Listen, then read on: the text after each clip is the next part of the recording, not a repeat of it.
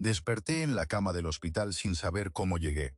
Lo primero que vi fue a Chloe, la hermana menor de Jessica, con los ojos rojos y una sonrisa dolorosa.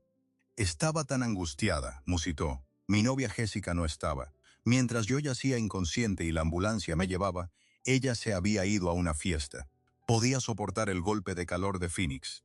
Podía soportar el desmayo. Pero no podía soportar que quien velaba mi sueño no fuera ella, sino su hermana. Mi nombre es Mark. Aquella barbacoa familiar en los suburbios de Phoenix Era la prueba de que nuestra relación se estaba agrietando. Jessica llevaba semanas distante, obsesionada con no perderse ninguna fiesta mientras yo me esforzaba por encajar en su familia.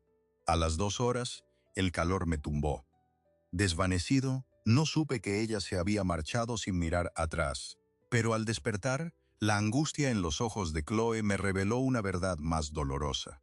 La persona que cuidaba de mí era la que menos esperaba. Fue entonces cuando entendí que la llamada que iba a hacer desde esa cama no sería para pedir ayuda, sino para terminar una historia que ya había terminado sin mí. Marqué el número de Jessica sin titubear.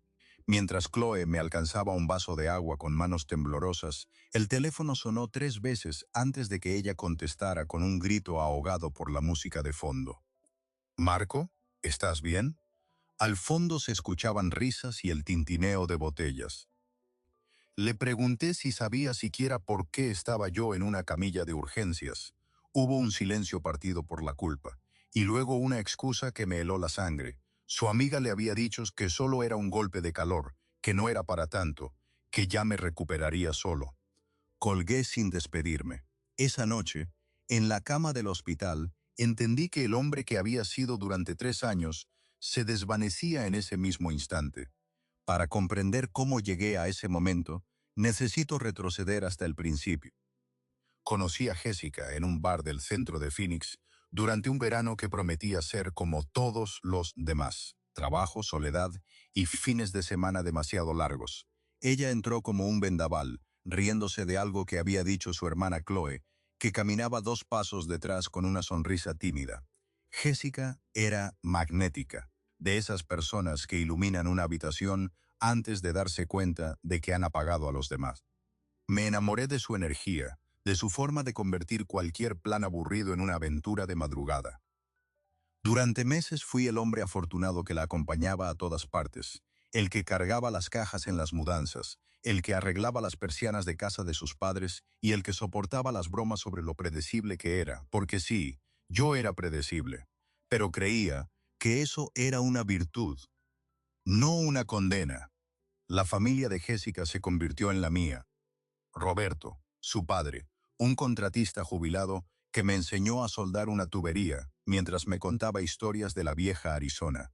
Diana, su madre, que siempre me servía un plato extra antes de que yo pudiera abrir la boca para pedirlo. Y Chloe, la hermana pequeña, que al principio apenas se atrevía a mirarme y con el tiempo se convirtió en la única persona que notaba cuando estaba cansado antes de que yo mismo lo admitiera. Durante aquellos años, yo me sentía parte de algo, ajeno a las señales que iban acumulándose como nubes de tormenta en el desierto. La primera grieta apareció 6 meses antes de la barbacoa.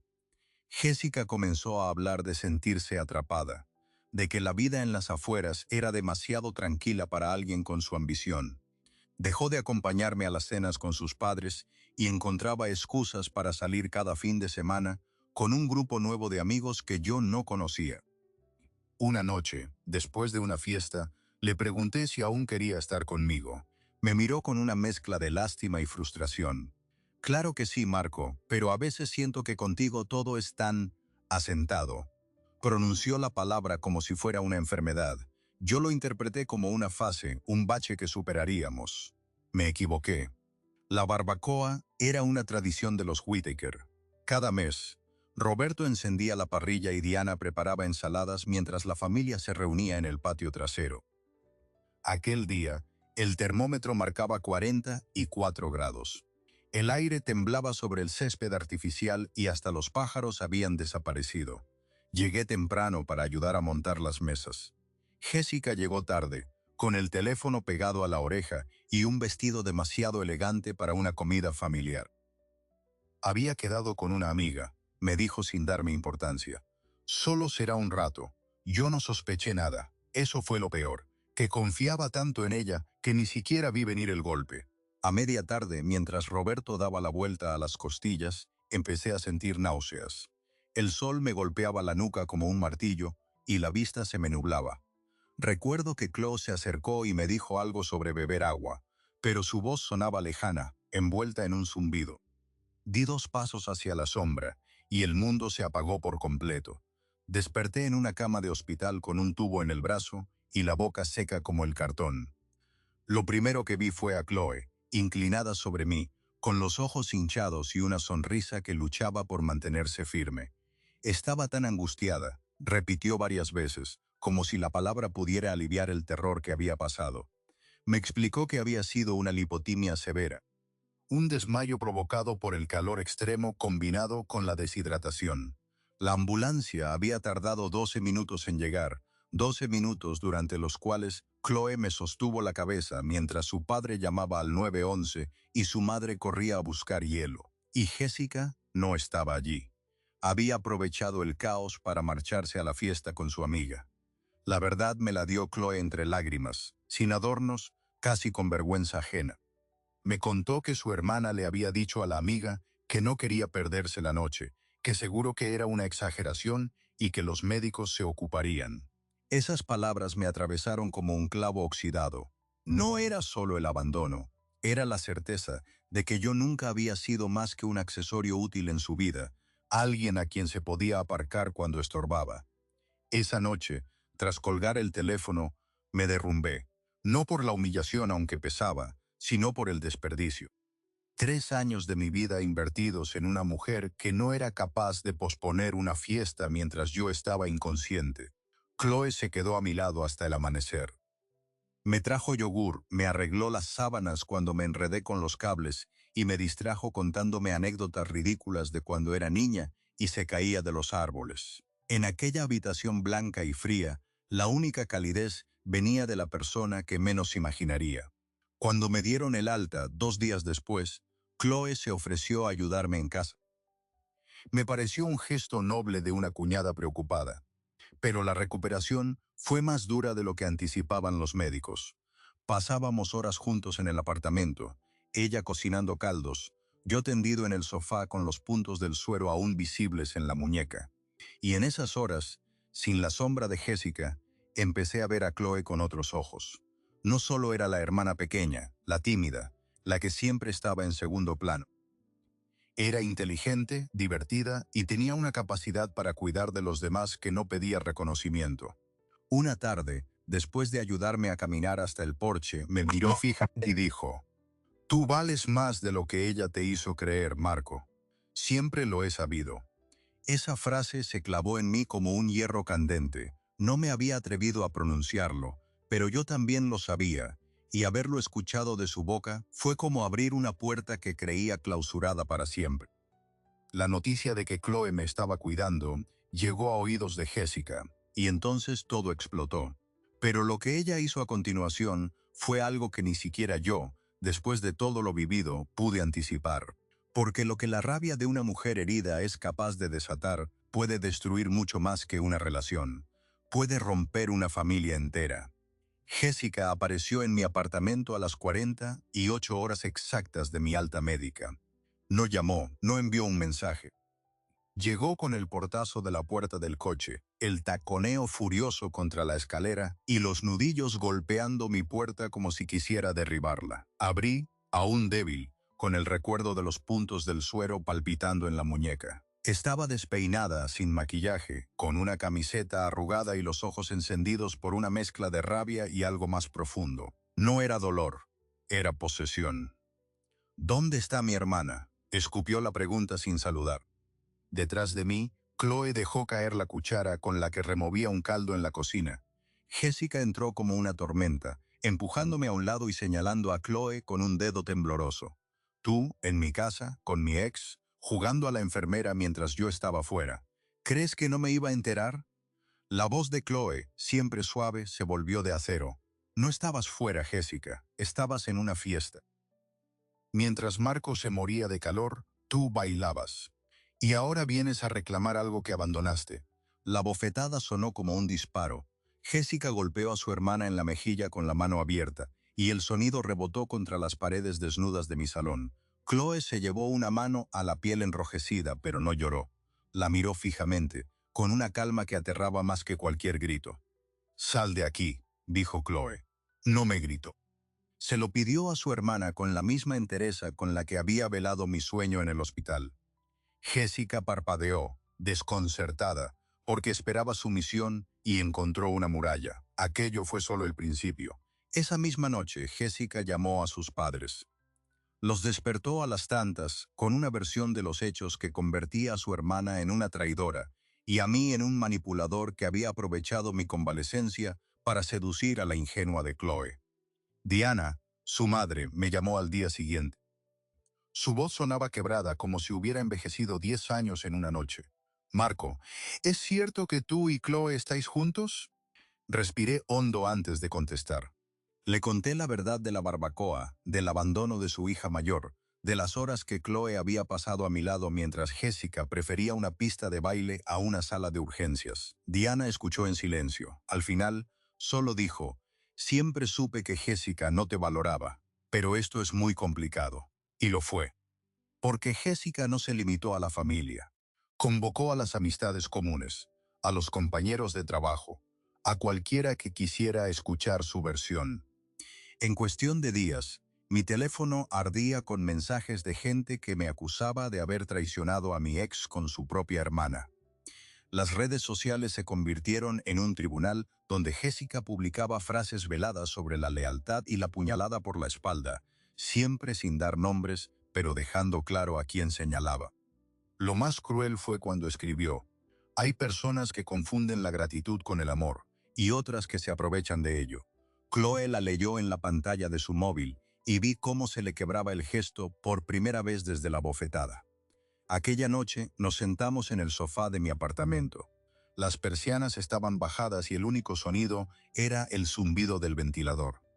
Chloe me tomó la mano con los dedos fríos.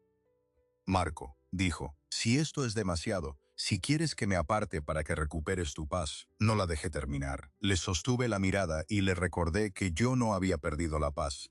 Me la habían arrebatado durante años, y ella era la primera persona que me la devolvía sin pedir nada a cambio. No voy a renunciar a ti, Chloe, no después de todo. Esa declaración, sencilla y firme, fue el punto de inflexión. Decidimos no escondernos. Dejaríamos de vernos a escondidas, de susurrar en mi salón con las luces apagadas. Al día siguiente, Chloe publicó una fotografía de los dos tomando café en el porche donde yo solía arreglar las persianas de la familia. Sin texto, sin explicaciones, solo una imagen que decía más que 1000 insultos. La respuesta fue inmediata. Jessica estalló con una llamada a sus padres en la que los acusó de permitir aquella humillación. Roberto, el patriarca, un hombre de pocas palabras y muchas horas de trabajo, le colgó el teléfono por primera vez en su vida. Diana, en cambio, guardó silencio, y ese silencio era más aterrador que todos los gritos. Lo que ninguno de los dos sabíamos era que Jessica había empezado a mover otra ficha, una ficha que atacaba el único punto débil que Chloe conservaba, el miedo a perder a sus padres para siempre. Porque Jessica les dio un ultimátum. O la apoyaban a ella y rompían todo contacto con Chloe, o ella desaparecería de sus vidas y nunca volverían a saber de su hija mayor.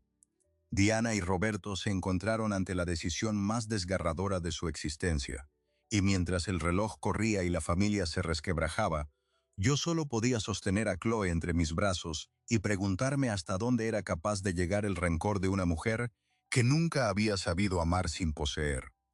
Esa fue la noche más larga. Chloe se derrumbó a las 3 de la madrugada contra mi pecho, Con un llanto sin lágrimas, seco como el desierto que nos rodeaba. Su mayor miedo no era la furia de su hermana, sino perder la voz de su madre al otro lado del teléfono. Y entonces el teléfono sonó. No era Diana, era Roberto. Su tono, siempre sereno, temblaba ligeramente al otro lado. Marco, necesito verte. Solo a ti. Mañana en el taller. Colgó antes de que pudiera responder. Chloe me miró con los ojos hinchados y supe que aquello no era una invitación, era un interrogatorio. A la mañana siguiente, conduje hasta las afueras, donde Roberto tenía su pequeño taller de carpintería. El olor a serrín y barniz me devolvió a las tardes de sábado, en que me enseñaba a lijar puertas mientras Jessica apenas aparecía. Ahora, las herramientas colgaban impecables en la pared, pero el ambiente estaba cargado de algo más pesado que el polvo. Roberto no se anduvo con rodeos. Me entregó una taza de café aguado y me señaló un taburete. Cuéntame todo, desde el principio, y lo hice, sin adornos, sin justificarme. Le conté del calor de aquella barbacoa, del suelo que se me vino encima, de la ambulancia que no escuché llegar. Le conté que Jessica se había ido riendo a una fiesta con una amiga, mientras su hija pequeña me sujetaba la cabeza para que no me ahogara en mi propio vómito. Le conté de la llamada desde el hospital, de la excusa absurda, del clic final del teléfono. Y luego, bajando la voz, le hablé de Chloe, de sus manos temblorosas alcanzándome un yogur, de sus ojos enrojecidos a las 4 de la madrugada en la butaca del hospital, y de cómo, sin buscarlo, el cuidado se transformó en algo más hondo, algo que no pedía permiso para crecer. Roberto se quitó las gafas de seguridad y las dejó sobre la mesa con un gesto cansado. Esta mañana Jessica nos puso en una encrucijada. Dijo que o la apoyábamos a ella expulsando a Chloe de nuestras vidas, o nos olvidábamos de ella para siempre. Hizo una pausa y un suspiro le sacudió los hombros. ¿Sabes lo que es que tu propia hija te ponga un precio? No supe qué responder. Roberto miró por la ventana hacia el patio donde tantas veces había encendido la parrilla. Ese día, mientras tú te desmayabas, Jessica me pidió dinero para gasolina antes de irse. Ni siquiera se quedó a ver si estabas bien. Yo quise creer que era el susto, que volvería. Pero no volvió hasta que supo que su hermana estaba contigo. Aquella conversación fue el primer resquicio de luz en días. Pero lo que vino después fue una embestida que ni él esperaba. Porque Jessica, al intuir que sus padres no cederían, decidió escalar el conflicto al único terreno que no podíamos controlar: el público. 2 días después, un compañero de trabajo me envió una captura de pantalla. Jessica había publicado un texto extenso en sus redes, sin nombres pero con suficientes pistas para que cualquiera nos identificara. Acusaba a cierta persona de haber manipulado a su hermana pequeña durante años, de aprovecharse de una situación de vulnerabilidad, de ser un hombre que coleccionaba mujeres de la misma familia como trofeos. El post terminaba con una frase que me heló la médula. Y lo peor es que la familia le aplaude. Así se pudre todo. Los comentarios se llenaron de desconocidos que nos juzgaban sin conocernos. Chloe pasó de ser la hermana leal a la villana, y yo, el tipo que arreglaba persianas, me convertí en un monstruo calculador. Pero lo más grave fue la filtración en mi trabajo. Soy supervisor de obras en una empresa pequeña de reformas en Glendale.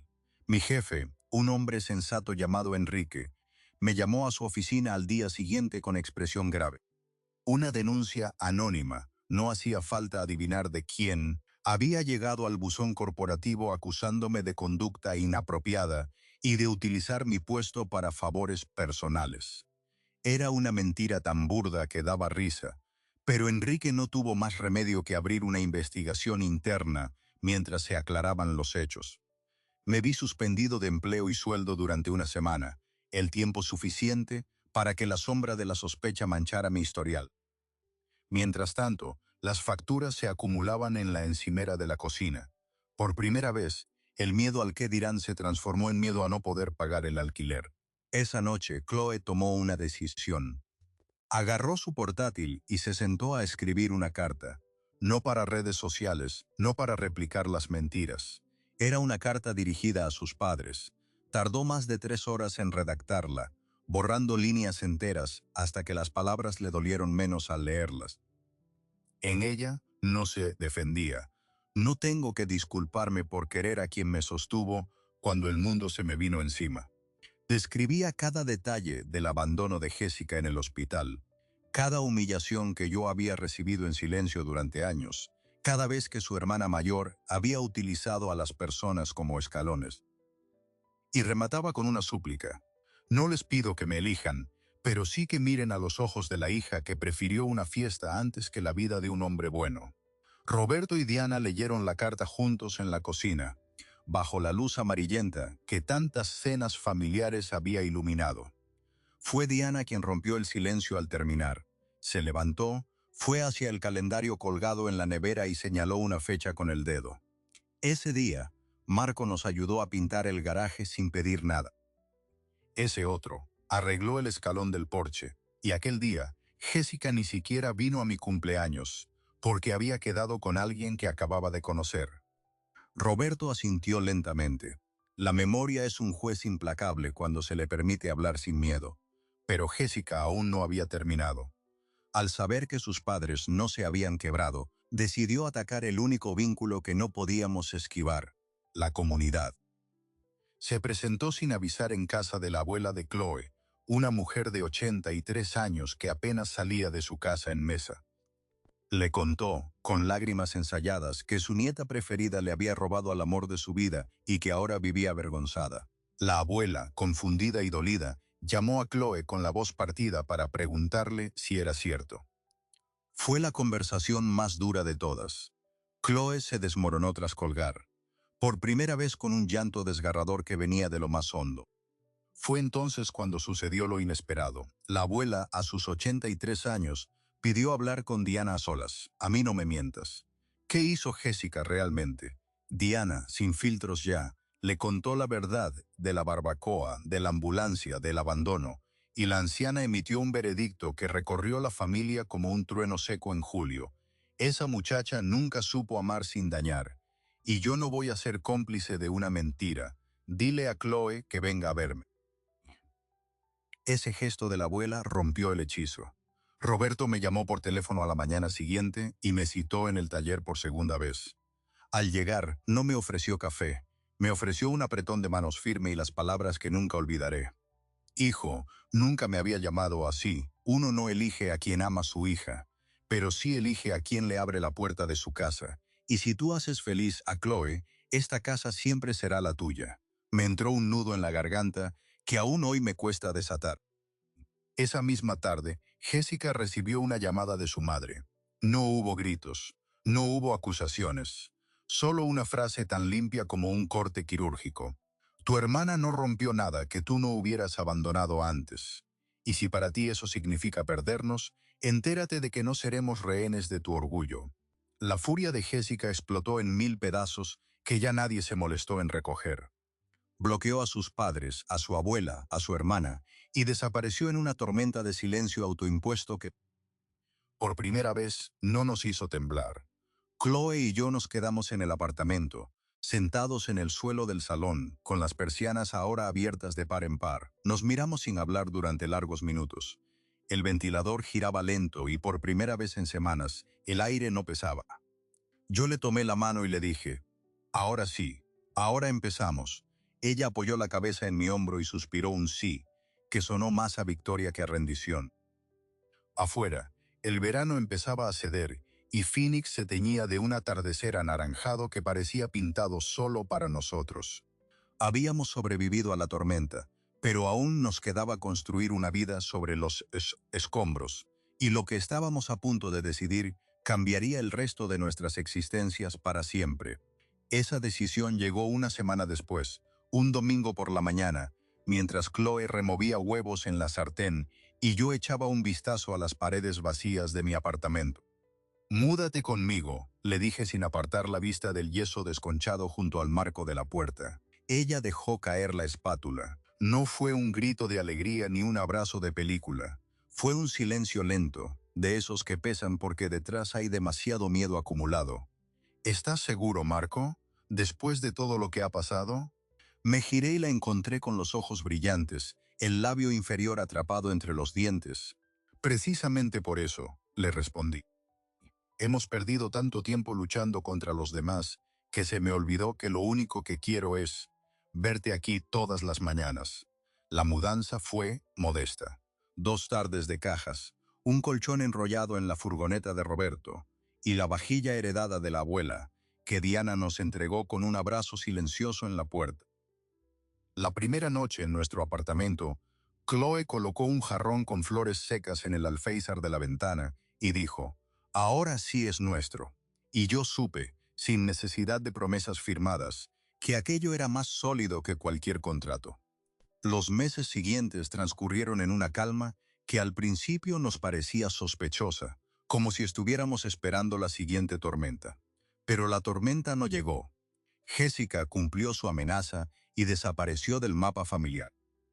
Bloqueó nuestros números, se mudó a un apartamento en Tempe y, según supimos meses después por un conocido, empezó a trabajar en una empresa de eventos. Nadie la culpaba.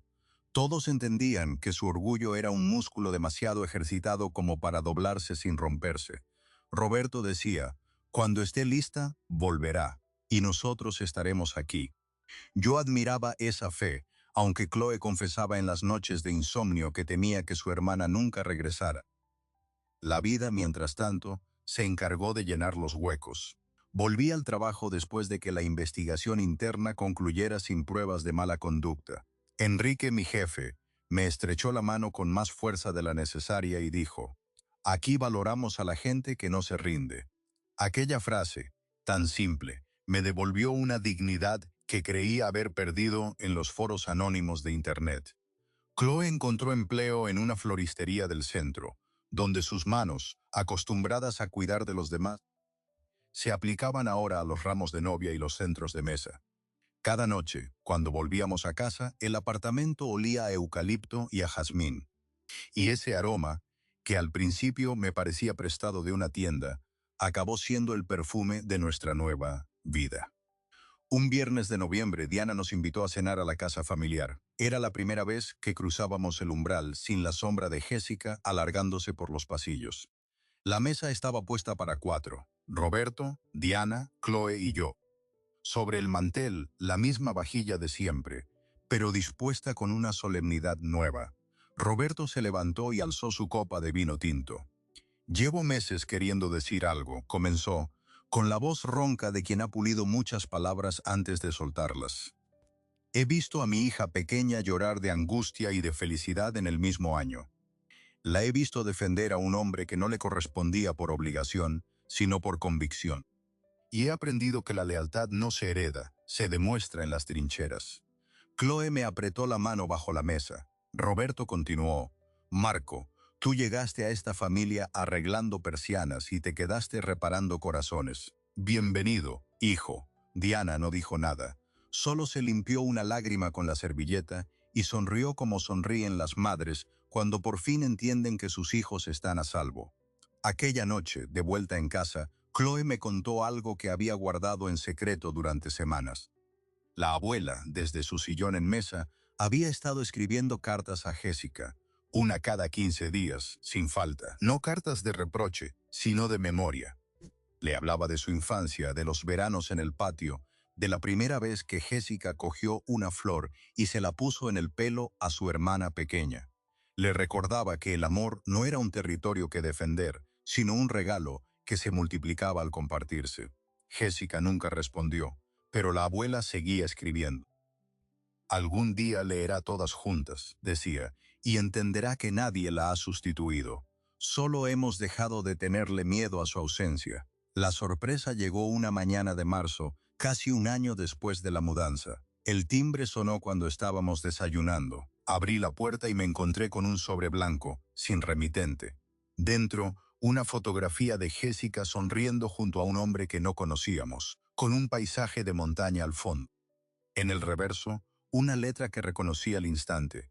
«Estoy aprendiendo a no necesitar que todo gire a mi alrededor. Algún día me perdonaréis. Hasta entonces, cuidad de mamá y papá, y cuidad de vosotros». No había fecha de regreso ni promesa de reconciliación, pero el simple hecho de que hubiera escrito «cuidad de vosotros» en plural como una unidad que ella misma reconocía, nos bastó. Chloe lloró sobre la fotografía durante 10 minutos. Luego la colocó en el marco del espejo del recibidor, donde cada mañana, al salir, pudiéramos verla sin rencor. La vida se asentó en una rutina apacible y bulliciosa a la vez. Los domingos los pasábamos en casa de Roberto y Diana, donde yo había vuelto a ser el encargado oficial de las reparaciones domésticas. El escalón del porche, la puerta del garaje, el grifo que goteaba. Cada arreglo era un pretexto para conversar, para que Roberto me contara historias de cuando Chloe era pequeña y se escondía en el armario del pasillo, para que Diana me enseñara a podar los rosales sin dañar las raíces. Yo ya no era el yerno que fue, era el hijo que se quedaba. Pero aún faltaba un paso. El más importante, Lo supe un atardecer de junio, mientras paseábamos por el jardín botánico de Phoenix y Chloe se detuvo a oler una flor de cactus recién abierta. El sol le dibujaba líneas doradas en el cabello y sus ojos reflejaban un verde que no necesitaba filtros. Me arrodillé sin pensar sobre la gravilla, sin anillo ensayado ni discurso preparado. «Chloe, ¿quieres casarte conmigo?» Ella soltó una carcajada de pura incredulidad. Se llevó las manos a la boca y luego me levantó del suelo con un abrazo que tumbó mi espalda. «Sí, Marco. Siempre sí». Lo dijo con la misma naturalidad con la que me tendía la mano en el hospital. La boda fue en el patio de casa de sus padres, bajo la misma parra que había presenciado tantas barbacoas y alguna discusión. La ofició un amigo de la familia y acudieron apenas 30 personas. La abuela apareció en silla de ruedas con un vestido estampado y una sonrisa que valía por todas las ausencias. Cuando intercambiamos los anillos, Diana lloró en silencio, y Roberto me palmeó la espalda con la misma fuerza que usaba para clavar tablones. No hubo mención a Jessica hasta el final del banquete, cuando Chloe alzó su copa y dijo: «Quiero brindar por los que no están, para que encuentren su camino, y por los que estamos, para que nunca dejemos de cuidarnos». El tintineo de las copas fue unánime. Aquella noche, en la intimidad de nuestro apartamento, Chloe me confesó el mayor secreto que había guardado durante semanas. Estaba embarazada de 2 meses. La noticia cayó sobre mí como una lluvia suave en el desierto. Lloré de felicidad abrazado a ella, recordando aquella cama de hospital donde todo empezó, donde yo creí perder la vida y en realidad la estaba encontrando. 9 meses después nació Mateo, un niño de ojos oscuros y pulmones vigorosos, que llenó la casa de llantos y de risas. La primera persona que lo sostuvo en brazos después de nosotros fue Diana, la segunda Roberto, y la tercera, en una visita inesperada que nos dejó sin aliento, fue la abuela, que dijo: «Este pequeño no heredará culpas, solo amor». Todavía hoy, cuando me preguntan cómo conocí a mi mujer, respondo: me desmayé en su jardín y desperté en sus brazos. Es una verdad a medias, porque la verdad completa es que Chloe llevaba años viéndome sin que yo la viera, sosteniendo una lealtad silenciosa, que solo necesitó una emergencia para florecer. Jessica me enseñó que el abandono puede ser un regalo si te impulsa hacia el lugar correcto. Y Chloe me enseñó que el lugar correcto no es un sitio. Es una persona que no suelta tu mano, ni cuando el mundo se derrumba. A veces pienso en aquella cama de hospital, en el olor a antiséptico y en el pitido de la máquina del suero. Si Jessica hubiera estado allí, si no se hubiera marchado a aquella fiesta, mi vida habría seguido un guión predecible de reconciliaciones forzadas y perdones a medias. Pero el destino no escribe líneas rectas, y el abandono más cruel puede convertirse en la pista de aterrizaje de un amor que no sabías que merecías. Chloe no me rescató por compasión. Me vio cuando yo mismo había dejado de verme. Y ese es el tipo de milagro que no se explica con palabras.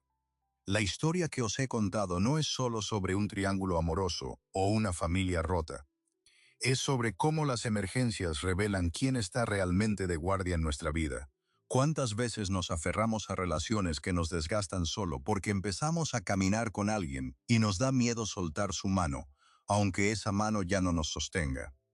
Jessica llamaba asentado a todo lo que oliera a paz, y hay mucha gente así, que confunde estabilidad con monotonía, que huye de lo que no brilla porque no sabe apreciar lo que perdura, hasta que un día se dan cuenta de que lo que perdieron no era aburrido. Era el único refugio verdadero que tenían. Pero la lección más grande no me la dio Jessica, sino Chloe. Me enseñó que el amor no tiene que ser un espectáculo ni una montaña rusa. A veces es una cuchara de caldo a las 3 de la madrugada, una mano que no suelta la tuya en la sala de urgencias, una decisión de no esconderse aunque todo el mundo te juzgue.